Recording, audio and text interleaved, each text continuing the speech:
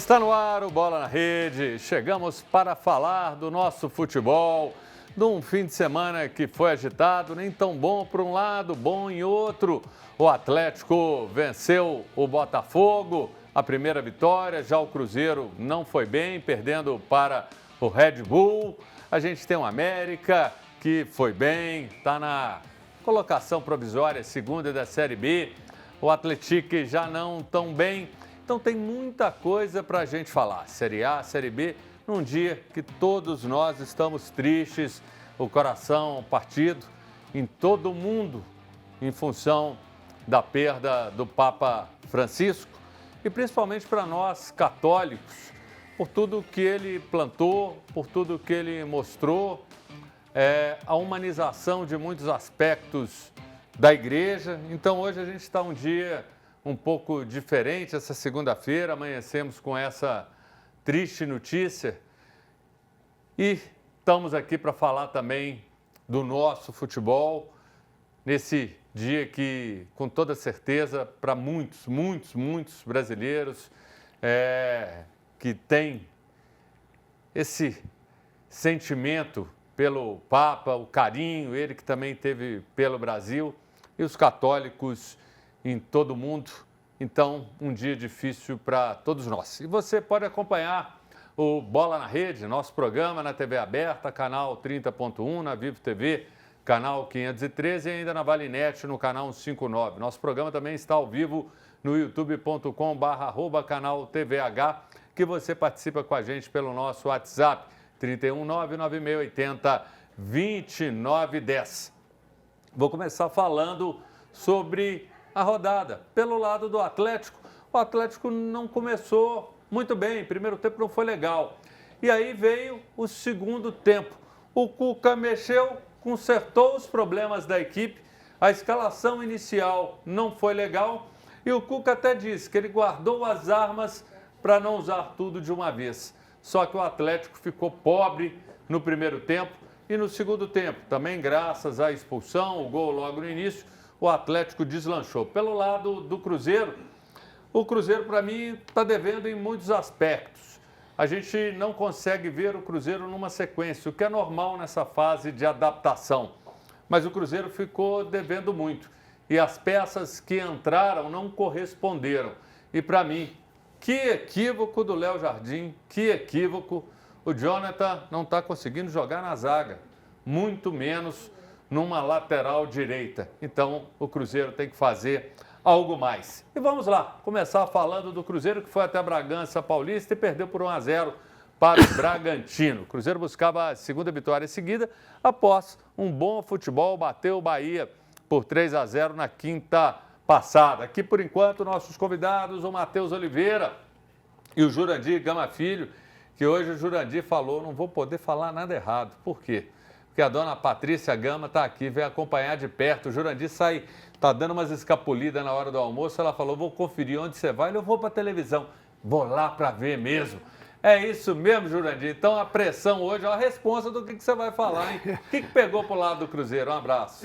Primeiramente, Júnior, um bom dia para todo mundo, uma boa tarde, né? E já lamentando junto com você, né, a perda dessa sumidade, né, dessa pessoa tão querida, que representou tanto na trajetória de nós, que somos todos católicos. Ô, Júnior, nós ontem até tivemos um bate-papo, a gente sempre bate papo, né?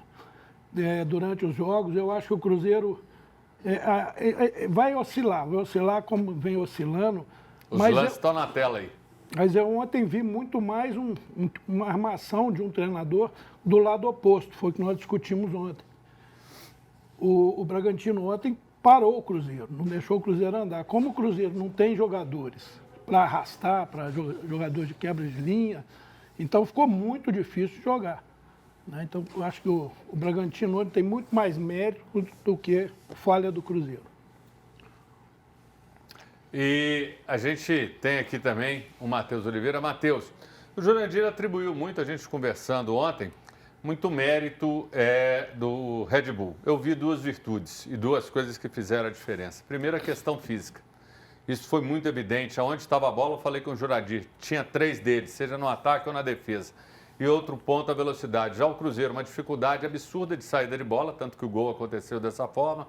O Jonathan na lateral atrapalhou a zaga, atrapalhou aquele homem que era o primeiro de proteção, aquele primeiro volante, atrapalhou a lateral, foi completamente envolvido. O Cruzeiro não teve criação. Para mim, muita gente fala, lutou. Para mim, dessa vez, a limitação do Cruzeiro acabou pecando e contribuindo para que o time não conseguisse boas conclusões. E aí os caras que entraram, você tinha uma expectativa, tinha que entrar o Gabigol, mas entra o Wallace de um jeito que, pelo amor de Deus, até o Dudu entrou muito mal. Então quem entrou e quem já estava não funcionava, o meio de campo não funcionou. Quem entra pior do que quem está cansado. Pois é, Júnior, muito boa tarde para você, lamentando também, né, a perda do Papa Francisco, de uma representatividade muito importante para nós latinos, né? O primeiro Papa sul-americano, latino, que deu para a gente um exemplo de acolhimento dos grupos excluídos na sociedade, né? Falando do jogo, esse aspecto físico foi muito marcante mesmo, e o próprio Leonardo Jardim falou sobre isso na sua entrevista coletiva, e já deu a entender que vai poupar jogadores no meio de semana pela Copa Sul-Americana, né? Ficou bem evidente essa deficiência do Cruzeiro ontem, depois do Jardim repetir pela terceira vez a escalação. Jonathan Jesus. Se o Jardim treinou o Jonathan Jesus e não observou que ele não daria conta de ser um lateral direito, o Jardim provavelmente está precisando de um óculos, né? Agora, se ele treinou, se ele não treinou, é pior ainda, porque coloca o cara na fogueira. E aí, não tem culpa nenhuma o Jonathan Jesus pela atuação que ele teve ontem. A responsabilidade é inteira do técnico. Você coloca o baterista para tocar a guitarra. O cara não é obrigado a saber tocar guitarra. Era evidente que o Jonathan Jesus estava perdido na posição. Como zagueiro, ele está acostumado a receber o atacante de frente, né, a marcar de frente. Quando ele vai marcar um cara que ataca pelas pontas, ele tem que virar o corpo dele. É totalmente diferente a função de lateral. Então ele teve grandes dificuldades, espero que isso não se repita, né, na Copa Sul-Americana. Isso eu digo a escalação dele como lateral direito. O Cruzeiro foi nota 5 ontem. É o típico jogo em que o torcedor que vai ouvir o nosso elogio pode ficar pé da vida porque a gente está elogiando, e se a gente criticar demais, ele também vai se zangar. Porque o Cruzeiro foi mediano ontem e a vitória do Bragantino foi justa. Legal, achei que se você tem Romero, já fez essa função, que colocasse Romero. E vamos agora falar já de cara do Atlético, que recebeu o Botafogo no Mineirão, uma revanche da final da Libertadores do ano passado. O Atlético venceu por 1-0. Virar e falar que eu gostei do jogo, estão aí os lances na tela, não gostei não. Para mim o jogo ficou devendo. Por que, Jurandir? O Cuca não colocou aquilo que ele tinha de melhor, colocou peças que não renderam e que comprometeram. Quando ele mexeu, e aí entra Scarpa e Menino, mudou, porque o Caio mal, Igor também mal e comprometeram. Mas no segundo tempo o Atlético conseguiu deslanchar, apesar de ter momentos também de dificuldade. O que me preocupou foi esse vacilo, vamos chamar de vacilo, que eu acho que o Cuca deu. Conheço o Cuca há muitos anos, é um treinador de convicção e acho que, entre aspas, ele não aguentou a pressão e teve que botar um reforço no meio do campo ali, no entendimento que o Botafogo é um time muito ofensivo, e deu no que deu, né? O problema do Atlético não são os 4 homens que estão ali na frente. Aquilo ali é uma solução. Assim como eu acho que o Caio não é solução. O Rubens sim ali. E passa a ser o grande problema do Atlético, o cabeça de área, o homem de primeiro combate. Eu diria que o Atlético pode revezar os jogadores todos ali que não tem esse homem. Então não é por isso que nós temos que abrir mão dos 4 melhores jogadores do Atlético lá na frente. Estão fazendo um desempenho belíssimo. Quando entra o Scarpa, que o Hulk deixa de jogar de costa, o Rony enfiado, é outro time completamente diferente, com grandes jogadas, abrindo sempre o funil, explorando sempre o funil. Aliás, Júnior, quantidade de gol esse final de semana, daquelas 3 situações: contra-ataque, transição, bola parada e a exploração do funil. Então o Atlético perde isso, perde muito. Pode botar Igor Gomes, pode botar quem for. que o Atlético perde no ataque e não ganha nada defensivamente, porque falta o homem de dar suporte aos laterais, dar suporte aos zagueiros, que nós não temos esse homem. E aí, Matheus, sua avaliação? Olha, Júnior, em primeiro lugar, sobre o Igor Gomes, né, como titular. É um cara que tem muita vontade, não se esconde do jogo, participativo, mas falta talento para ser titular do Atlético. Então não pode ser titular, principalmente quando você tem um Scarpa à disposição. É verdade que o Scarpa caiu muito de rendimento nas últimas partidas, mas se o reserva é o Igor Gomes, é melhor o Scarpa com rendimento ruim do que o Igor Gomes sem talento em campo. O jogo de ontem mostrou que o Gabriel Menino tem que ser titular. E aí veio a informação que eu estava esperando há muito tempo, desde que o Gabriel Menino perdeu a titularidade, ninguém perguntava isso para o Cuca. Veio a informação trazida pela Giovana Oliveira, da Rádio Transamérica ontem, de que o Cuca sacou o Gabriel Menino, porque o Gabriel Menino nos treinos tem entregado menos do que nos jogos. Então o Cuca está esperando que o Gabriel Menino se doe mais durante os treinos. E mesmo assim, o Gabriel Menino tem que ser titular, porque a ausência dele atrapalha o time.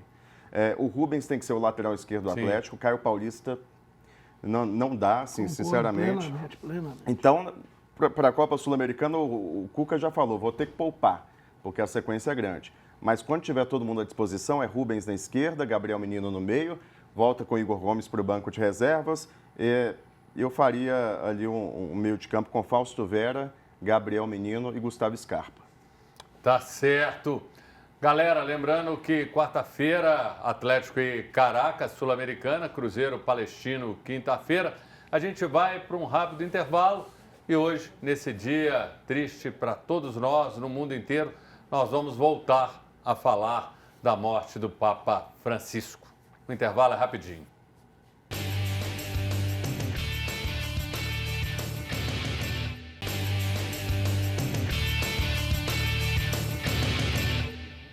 Estamos de volta, hoje um Bola na Rede especial e você entende, falecimento do Papa Francisco, então muda tudo. Hoje todas as pessoas querem saber, querem partilhar desse momento, orações por todo mundo, para que ele possa estar descansando depois de tudo que passou, muito sofrimento que o Papa teve. E a gente está recebendo aqui um convidado especial, o padre Jorge Alves Filho, pároco da paróquia Santa Clara de Assis, no Buritis. Ele veio para conversar, bater uma bola com a gente sobre o Papa, mas chegou aqui, me permita a descontração, já puxando a minha orelha. Eu vim ver aqui, participar do programa, você falou de Atlético, falou de Cruzeiro e o meu América. Seja bem-vindo. Padre, seu América ia ser falado no final do programa, no quarto bloco. Mas foi bom que, tendo falado com você, nós puxamos o tema do América, tá vendo? E justamente agradeço o fato de estar com vocês aqui, embora num momento triste, mas também num momento de muita esperança, porque nós acreditamos na esperança da ressurreição. Aliás, celebrávamos no último domingo a ressurreição de nosso Senhor Jesus Cristo, a Páscoa, e o Papa Francisco é chamado por Deus para esta nova etapa da sua vida, uma vida agora renovada, a passagem desta vida para a vida eterna, neste contexto em que a Igreja celebra justamente o tempo pascal. Estamos na oitava da Páscoa, portanto, estamos no momento em que nós realmente vivemos essa expectativa e nos entristecemos com a morte do Papa, mas também nos alegramos por tê-lo tido conosco. E um Papa, inclusive, muito jocoso, né? E um Papa muito alegre, no sentido de que também o Papa tinha uma atenção muito especial voltada para o esporte, para as pessoas que praticavam esporte. Aliás, ele sempre recebia esquadras de futebol lá no Vaticano e era sempre muito atencioso, porque o Papa, como era um homem eu vou brincar assim, da América Latina, então era um homem muito aberto às pessoas, e ele sabia dessa função do esporte, do futebol, que ajuda a pessoa a ser melhor. O Papa Francisco tinha uma preocupação muito grande com o ser humano, fazer com que o ser humano estivesse realmente voltado para Deus, mas enquanto ser humano. Então, embora triste, mas também com essa esperança na ressurreição que nós pregamos tanto e vivemos a partir das nossas celebrações, sobretudo das celebrações da Páscoa. Padre Jorge, até a gente vai falar sobre isso, a gente tinha separado, então aí algumas imagens do Papa, até relacionadas ao clube dele, o São Lourenço, mas o senhor falou uma coisa que me chamou muito a atenção, o tom às vezes jocoso, né, que é um pouco do latino, né, que a gente tem, e eu senti que talvez alguma coisa pessoal o senhor pode ter mirado no Papa e aquilo tocou. O que teve assim de lição especial para o senhor que marcou, que o senhor fala isso do Papa, além desse lado humano, que é uma das características que todos nós hoje estamos salientando, mas teve algo que te marcou que você fala, olha, isso é uma boa coisa para eu me inspirar, ou até essa própria irreverência, como o senhor chegou aqui falando América, puxando a minha orelha. Caríssimo, não é à toa que o Papa chama Jorge, né? Na verdade, eu estava na Praça de São Pedro quando ele foi eleito. O senhor estava lá? Estava lá, estava terminando o meu doutorado, eu tinha ido para defender a tese, inclusive, de doutorado. E, inclusive, estudei na Lateranense, que é a Universidade do Vaticano, portanto, a Universidade do Papa. E uma coisa interessante, porque o Papa Francisco, e isso me chamou muita atenção, era um homem que pisava na terra, pisava no chão, não fazia tanta questão de tantas pompas, né? E eu encontrei com o Papa 3 vezes, estando lá em Roma. Não quando estudava, né? Porque eu saí de lá em 2019, voltava por causa do doutorado, e quando fui trabalhar na CNBB, estive com a presidência da CNBB, com ele, e também na Praça de São Pedro, numa das missas, e depois estive com ele em 2019, a última vez. E o mais interessante, que me chama muita atenção, porque o Papa ele foi se construindo, eu falava isso em outro programa aqui da TV, o Papa foi se deixando construir. O bonito é isso, o Papa não se preparou para ser Papa, e talvez isso tenha sido algo tão importante, porque o Papa ele não era alguém dos corredores do Vaticano. Isso dá uma diferença imensa. Talvez para quem não conheça o interno da igreja, talvez não perceba isso. O Papa foi se construindo, se deixando construir por Deus, pelo Espírito Santo, a partir do seu ofício, como um bom jesuíta que foi, né? Depois como bispo e como arcebispo de Buenos Aires. Me recordo de ouvir várias coisas do Papa, inclusive a sua forma de se deslocar dentro da Argentina. Ele não tinha carro, ele não preocupava-se com carro. Ele pegava metrô com as pessoas, ele pegava ônibus com as pessoas, ele fazia a própria comida.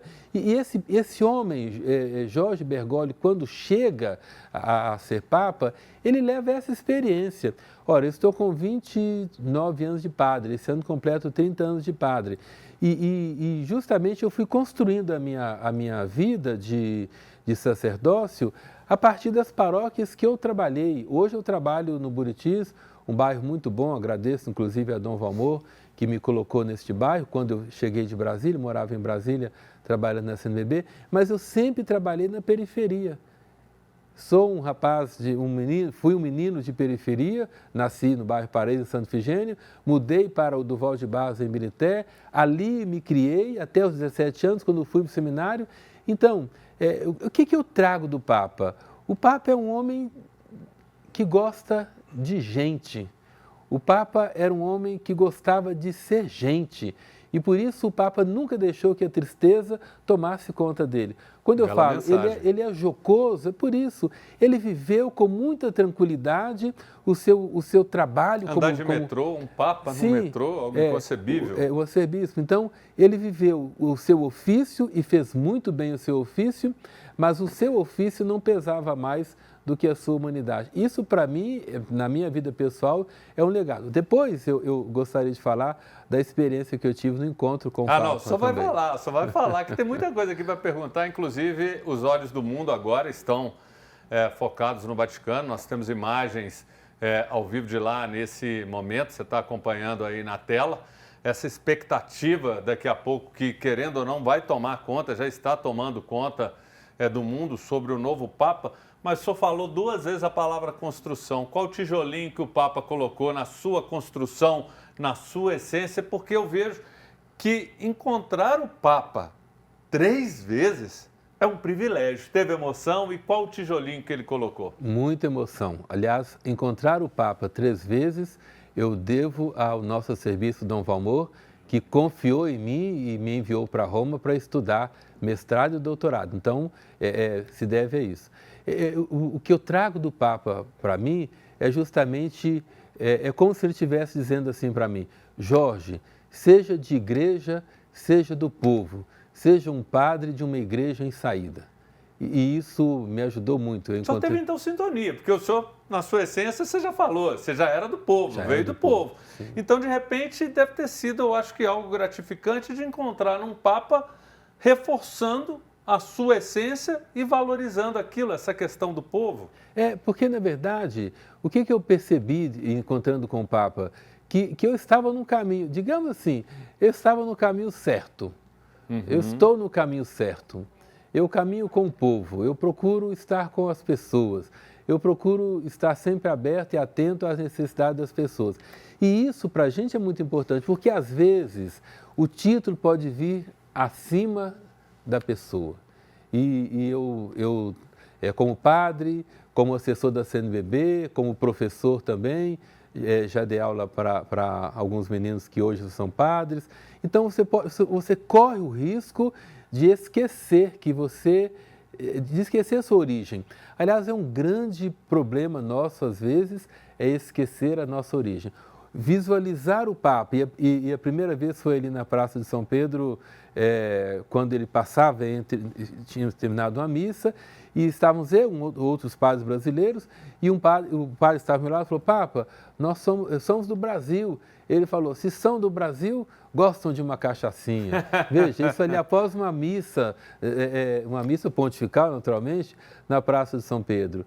E isso, para mim, é muito marcante. A figura do Papa é muito marcante. Estar com Francisco é muito marcante.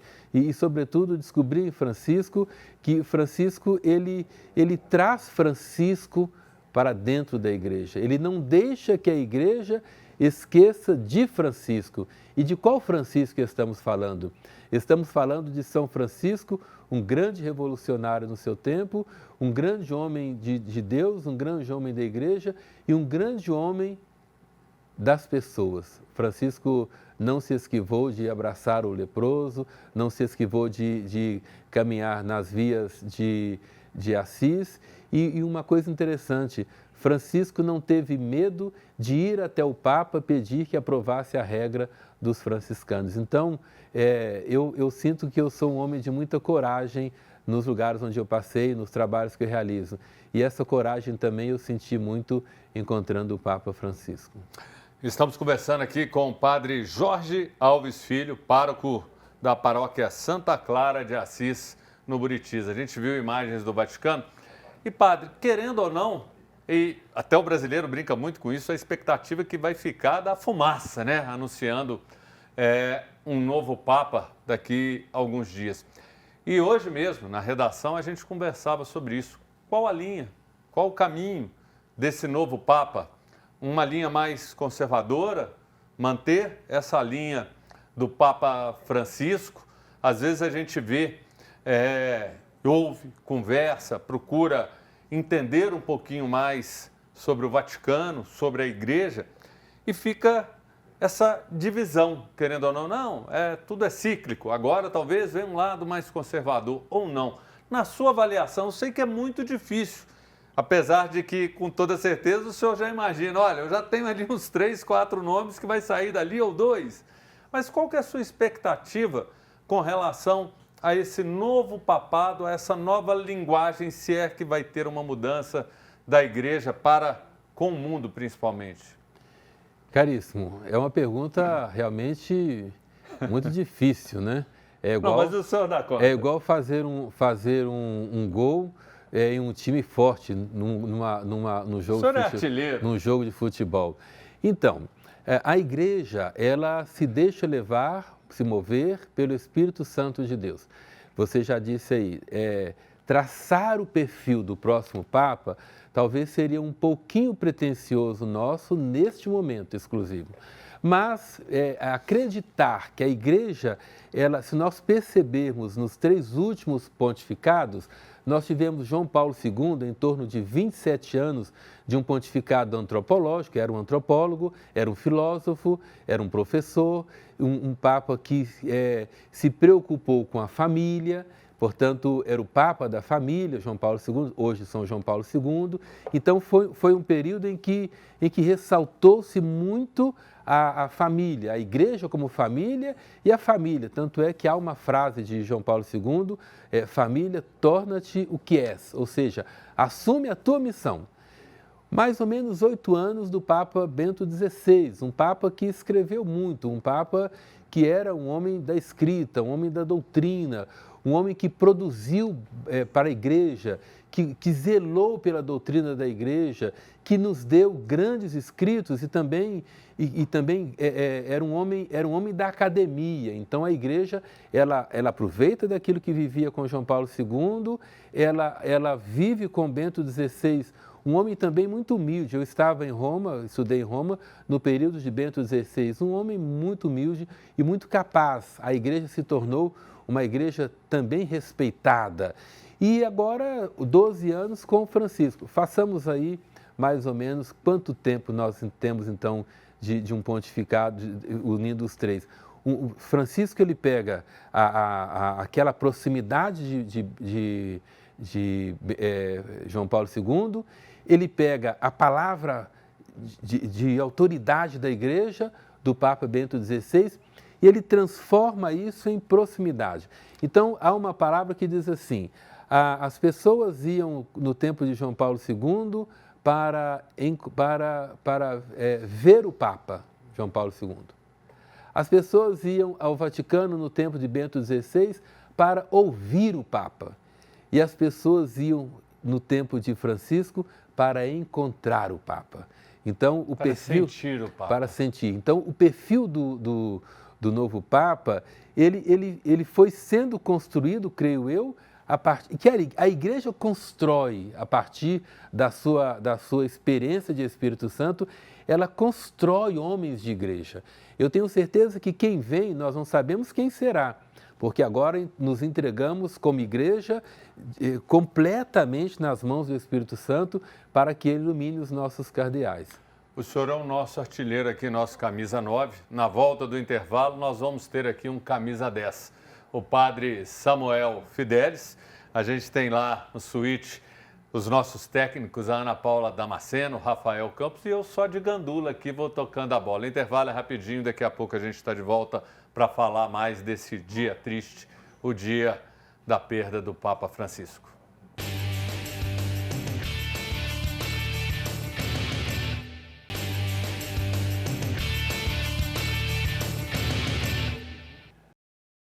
Voltamos com um Bola na Rede especial, um Bola na Rede diferente, um Bola na Rede que hoje está tratando do Papa Francisco, dessa perda, dessa dor, desse coração do mundo que está um pouco mais triste hoje. Vai ficar aí o legado, as lições, tudo que o Papa passou para a gente está conversando aqui com o padre Jorge Alves Filho, torcedor do América, conversando e ele contando do convívio, das oportunidades que ele teve com o Papa, dessa expectativa. Falou agora há pouco para a gente dos antecessores e a gente tem inclusive umas imagens que eu acho interessante e o senhor vai gostar. O Papa Francisco com camisa do São Lourenço, vamos colocar aí na tela, troféu, campeão da Libertadores. Olha que bacana, Padre Jorge, ele ali com o troféu da Libertadores. Eu lembro do Papa sempre também com flâmulas do São Lourenço, camisa. Então, isso é muito legal. E o que o senhor falou, ele chegou a receber equipes, jogadores, ex-jogadores, os clubes, e ele sempre tinha esse ar que entendia que o futebol era uma linguagem de proximidade também com o povo, inclusive de fé. Porque a gente não fala do futebol sem a fé. O jogador vai entrar no campo, ele faz as suas preces, recebe as orações dos familiares e o Santo Papa, quebrou muitas barreiras, principalmente, eu acho, com dessa proximidade com o futebol, proximidade com o lúdico, proximidade maior com as pessoas. Eu acho que o Papa Francisco demonstrou para nós que ser de Deus não afasta a pessoa do ser humano, né?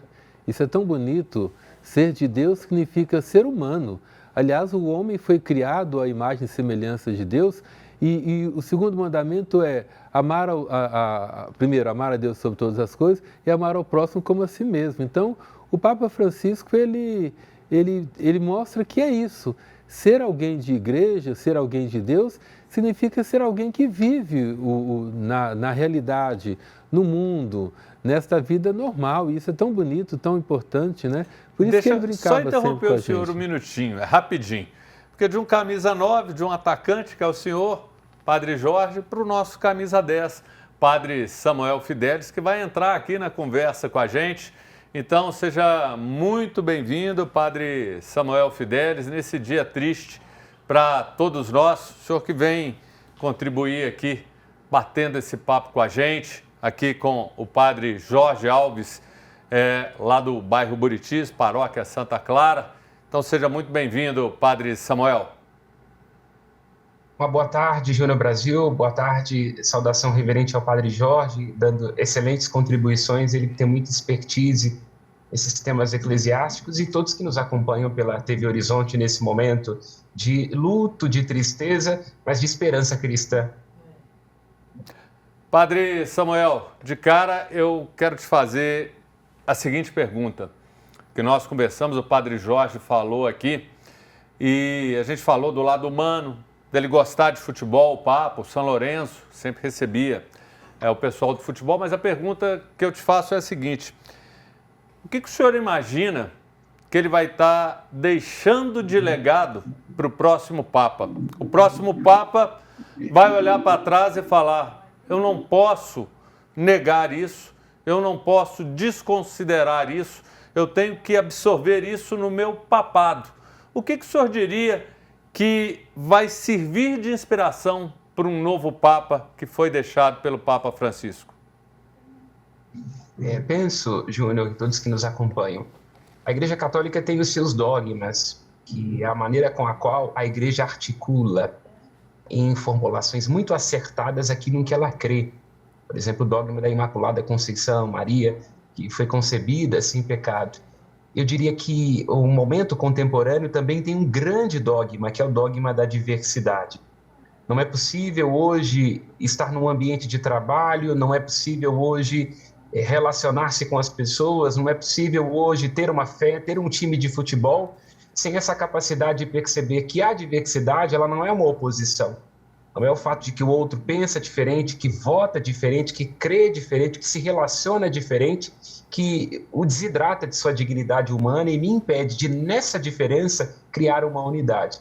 Portanto, eu diria que o grande desafio do próximo Papa será aquele de apreciar diferenças e compor divergências, citando aqui o nosso saudoso Dom Luciano, porque tanto do ponto de vista do interno na igreja quanto do externo, nós temos uma sociedade muito plural, muito diversa, que não é uníssona mais a partir desta ou daquela ideia. Portanto, o Papa, nessa sua missão profética de ser o sucessor do apóstolo Pedro, terá como grande desafio lidar com a diversidade dentro da igreja e também no mundo contemporâneo. A gente, lembrando, 88 anos tinha o Papa. E, Padre Jorge, muito importante essas palavras do Padre Samuel, porque também foi, inclusive, hoje um tema nosso na redação.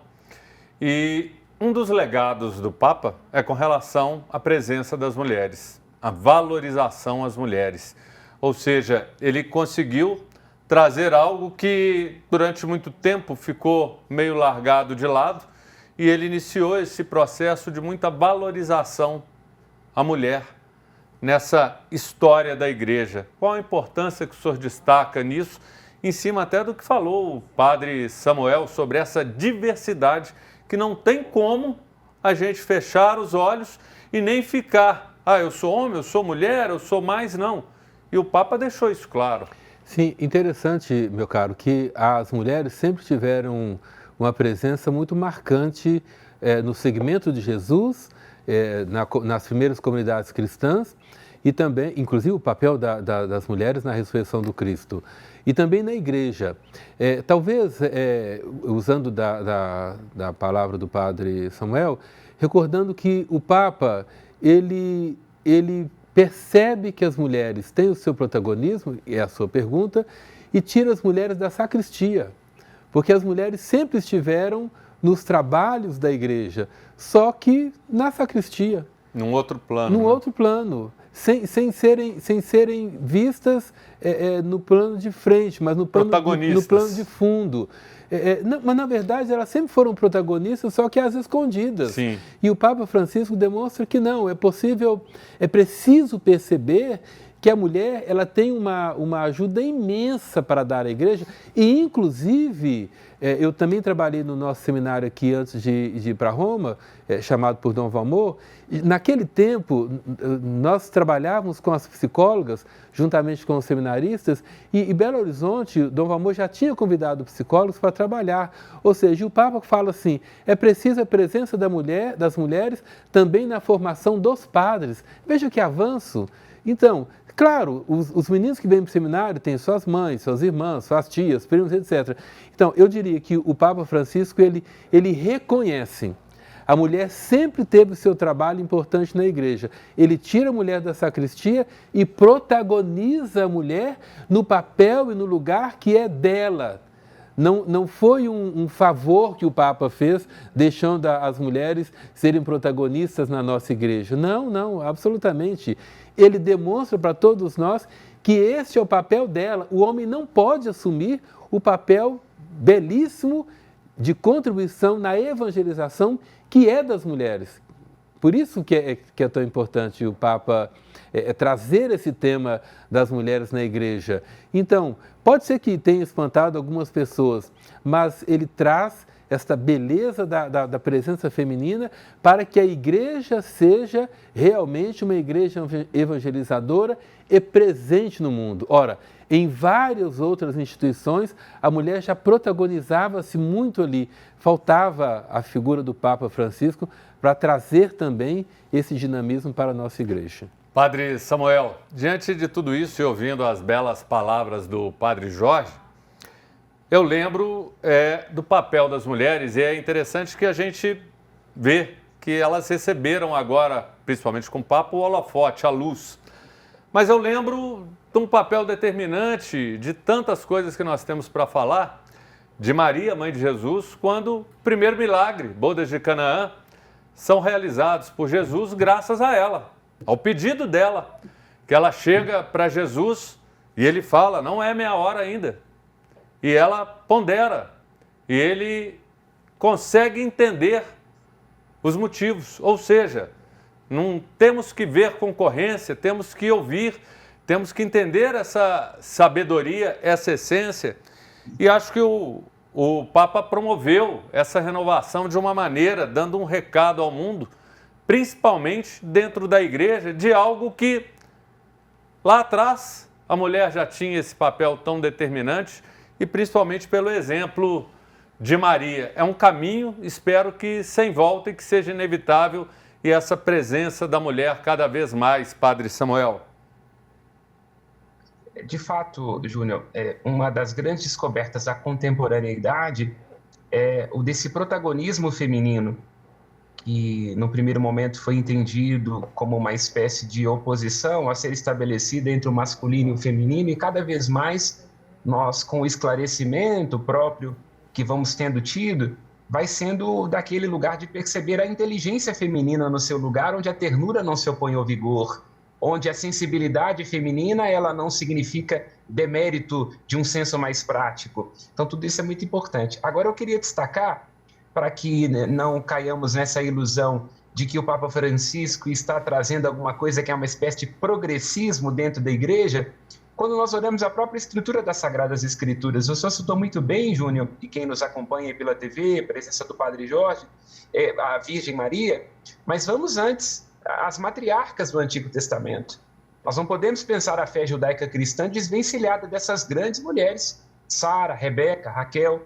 Não podemos pensar um profeta Samuel sem Ana, com toda a sua coragem.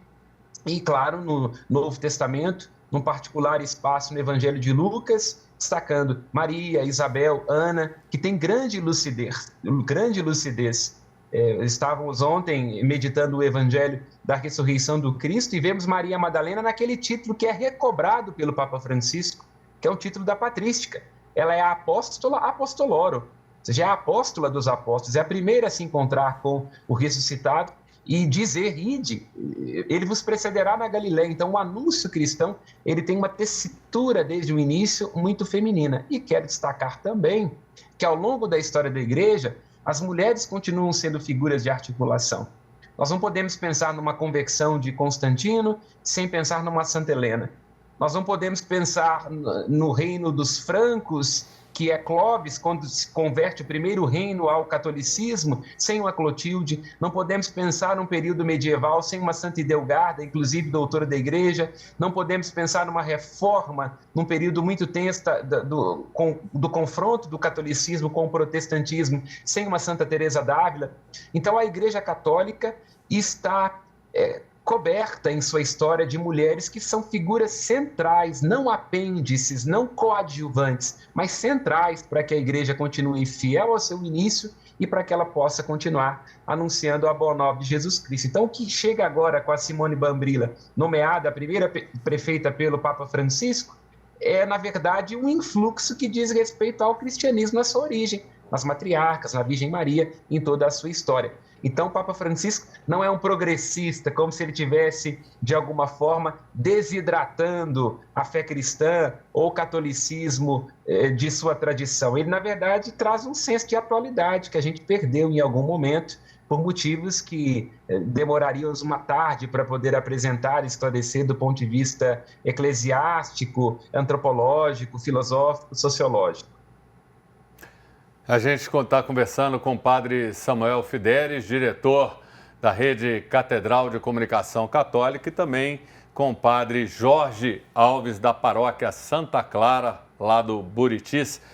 Padre Jorge, uma das coisas que, quando eu olho para o papado, eu vejo que a proximidade, o olhar atento da Igreja às nações mais pobres, mais desprovidas.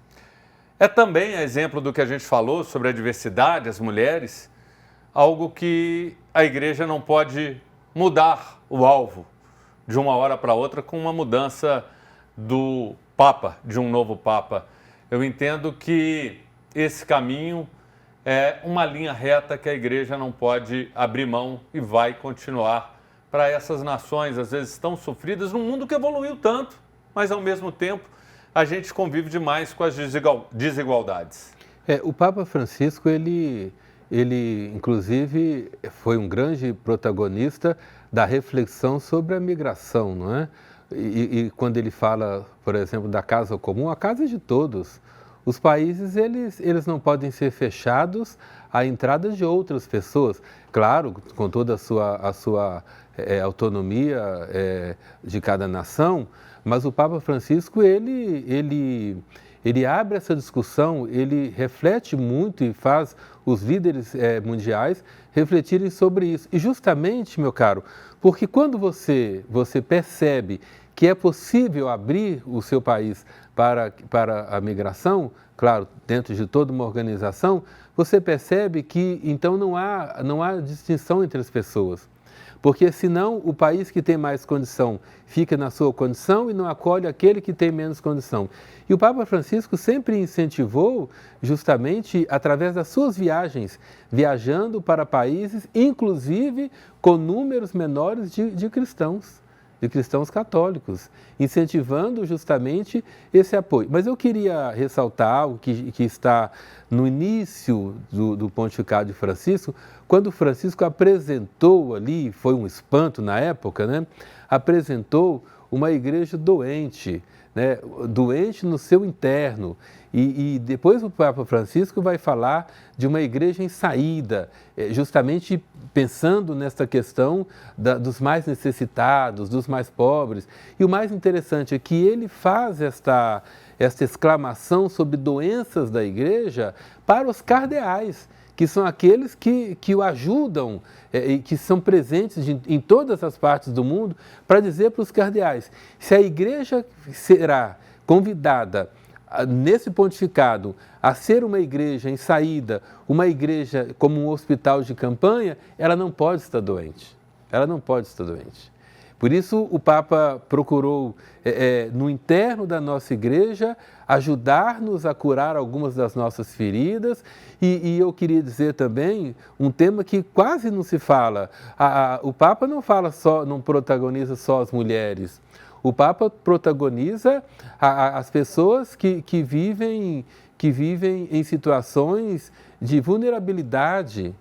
O Papa protagoniza o apoio, até mesmo no interno, a religiosos que não eram vistos. Vejam as escolhas do Papa para bispos, para cardeais. Ele vai onde talvez um outro olhar não iria. E isso ele não fez só por fazer. Não é só por simpatia com aquele ou com aquela que ele escolheu. É para mostrar que a igreja, ela quer que o mundo se abra, mas ela mesma no seu interior está se abrindo.